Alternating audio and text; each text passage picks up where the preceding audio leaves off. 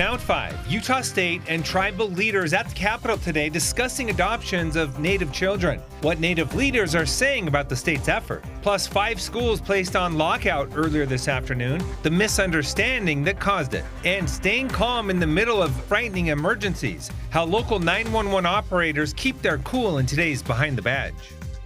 Live from Utah's first TV station, ABC4 News celebrates 75 years. Good evening, I'm Emily Flores. And I'm Glenn Mills. Thanks so much for joining us. We do begin tonight in Utah County, where 19 elk were found dead just north of Spanish Fork Canyon. This development sending wildlife officials on the search for what could have killed those animals. ABC4's Annika Johns joining us live from the newsroom with more information on these elk and these interesting deaths. Annika. Yes, thanks, Emily. So the culprit for these deaths is a plant that's not only poisonous to animals, but it's also poisonous to humans. It's a carnivorous plant called yew. 19 elk were found dead over the span of 6 days, all located on the east bench of Mapleton. We were up to 19 elk as of like 4 days ago that were dead without any obvious signs of trauma or anything. DWR took 3 of the elk to a veterinary lab in Spanish Fork to see if they can determine what killed these elk. The 3 elk that they tested had what's called a yew plant in their stomach. The yew plant is a coniferous tree that isn't native to Utah. It's a genus of plants that's native to many parts of the world. We don't have a native species here in Utah, but primarily what we use is the European yew and the Japanese yew. According to the horticulturist at Mill Creek Gardens, the yew plant has been used as decorative plants all around the world for hundreds of years. However, the plant is poisonous to animals and humans. All parts of the plant beside the flesh of the berry itself do contain cytotoxins. The red flesh of the fruit is the only safe part to eat. Even the seed inside the fruit is toxic. Cytotoxins, the prefix cyto means cell, so it stops your cells from working properly. And so that's what we suspect killed all 19 of those elk. According to Stevens, the plant can be used for medicinal reasons, but in the elk's case, the cold weather brought them searching for food and munching on something they shouldn't eat. I believe they've come down, like a lot of our elk are coming down right now, and other deer and big game because of the deep snow. However, according to Stevens, there isn't much to worry about. Many plants are toxic, many plants are edible. It's just being aware of what you have.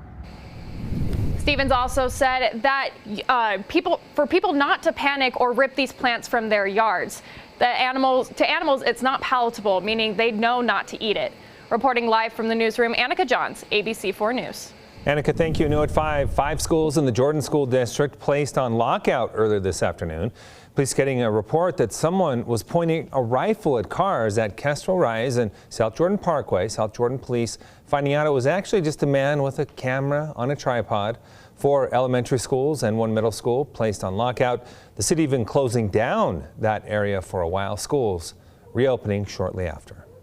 And in Salt Lake City, we now know the name of the man hit and killed by 2 different vehicles while trying to cross the street in Salt Lake City. That man died after being hit by those vehicles.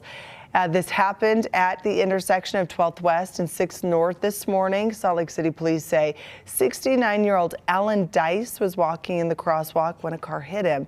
The driver got out of the car and helped him, but while they were in the road, a second car drove through the intersection and hit them both.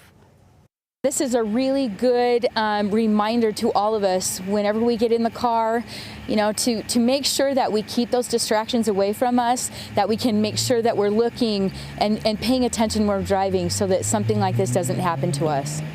Good reminder. Police say they will not release the man's name until his family's notified, which they just were. We have that name now. We're told that driver who stopped to help is expected to be okay. In a weather alert, check out this video UDOT Cottonwoods posting to Instagram earlier today. This is a look at some of their favorite clips from the holiday storm cycle. This account gives real-time updates about Cottonwood Canyon road conditions, closures, and parking status updates from the ski resorts. And if that's not enough, as you can see here, they post some pretty amazing video as well. Whoa.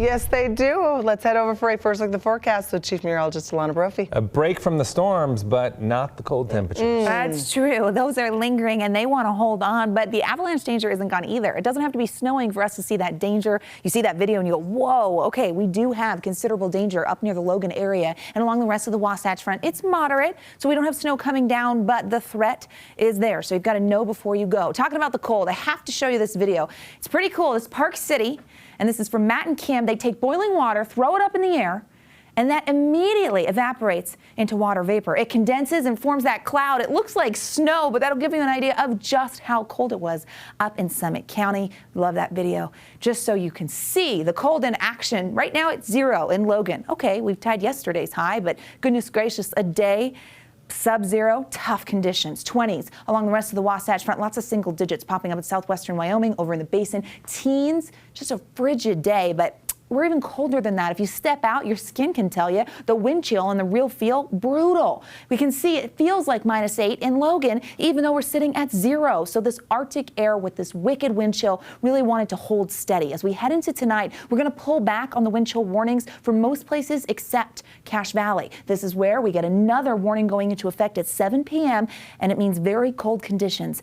When we can expect to warm up, coming up in my full forecast in just a few moments. Emily, over to you. All right, thank you, Alana. Well, with these extreme cold temperatures, fire officials are warning people about the dangers of the cold, and they're sharing some tips on how to stay safe in this. Captain Eric Holmes with Unified Fire Authority saying that lately with this cold, there is concern for frostbite and hypothermia. He says early signs of frostbite, tingling and numbness in the fingers or toes. Skin can also begin to look pale and discolored. And for hypothermia, he says, notice if someone starts to seem confused. The most crucial part, he says, is prevention. If you go outside or have to go outside for work or recreation, obviously plenty of layers, try to stay as warm as possible and reduce the amount of exposure that you have to outside. He goes on to say if someone is experiencing either, it's important to get them inside and begin to warm them up slowly with items like blankets and 911. Utah State and tribal leaders at the Capitol today with the ACLU to promote a new push to protect Native children in the state. They are pushing for House Bill 40, which would enact a local version of the protections found in the Federal Indian Child Welfare Act, also known as ICWA. It gives tribes greater control over custody proceedings and adoptions of Native kids by non-Native couples. Native leaders applauding this effort to support tribal sovereignty. To see a state and our tribe work hand in hand to preserve the right for our Utah citizens to know who they are, where they come from, and to have a connection to their people. ICWA currently facing a challenge at the Supreme Court, and Utah has filed a brief in support of upholding the law. And in national news now, 2 more Memphis police officers have been disciplined and 3 emergency responders fired in connection with the death of Tyree Nichols. This includes White Officer Preston Hemphill, seen on his body camera footage using his taser on Nichols. Hemphill has not been charged. Now, Nichols' family is questioning why Hemphill wasn't identified until now, saying, quote, "It certainly begs the question why the white officer involved in this brutal attack was shielded and protected from the public eye and to date from sufficient discipline and accountability." But the district attorney is promising a thorough investigation. We're just looking at everybody, even people that were filing reports afterwards. We're making sure that we have done a comprehensive investigation. Memphis police telling ABC News it is protocol to immediately release names of officers fired, not relieved of duty. A total of 7 officers involved in Nichols' death have been relieved of duty, including 5 who have been fired and charged with murder. 3 from the Memphis Fire Department have also been fired. Still ahead, staying calm in the middle of a frightening emergency. How local 911 operators keep their cool. It's tonight's Behind the Badge.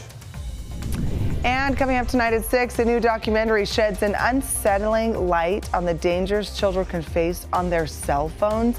We'll have a deeper look at this documentary and how these dangers could be all around us. Plus crystal still water on the eastern side of the state. That's beautiful in Moab, but it's cold there. The Red Cliffs Lodge sitting in the 20s, unseasonably cold throughout the state. when to change that up. Coming up in Utah's most accurate forecast.